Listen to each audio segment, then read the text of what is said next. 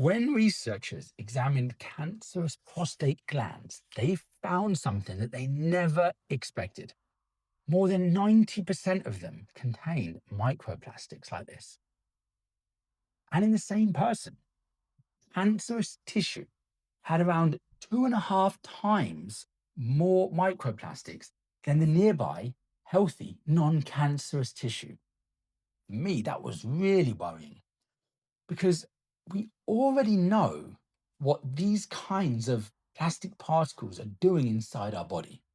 They increase oxidative stress, they contribute towards chronic inflammation, and accelerate DNA damage, all of which are key drivers of mutation and cancer development. Now, to be clear, this study it doesn't prove that microplastics cause cancer, but when you zoom out, the pattern becomes really difficult to ignore because higher microplastic levels have been found in atherosclerotic plaques in people with cardiovascular disease, and even significantly greater amounts, about 4 times more, in those who went on to have a heart attack or stroke.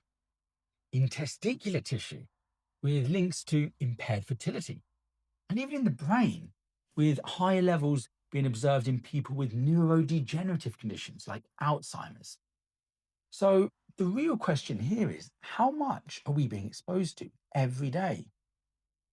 Most of it is coming from things that people overlook. Clothing is a big one. Polyester releases microfiber particles, especially with heat, friction, and washing. A lot of it even becomes airborne and we're breathing it in. Second is food and drink.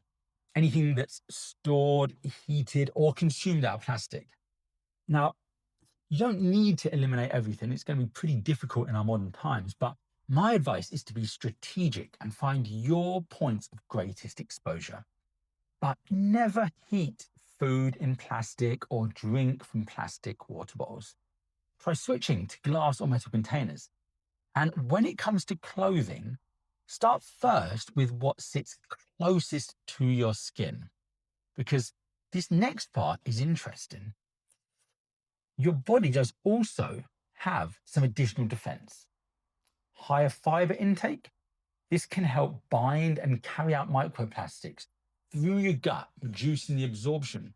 So the whole system isn't about achieving perfection, it's just about lowering your total load over time, because that's what matters.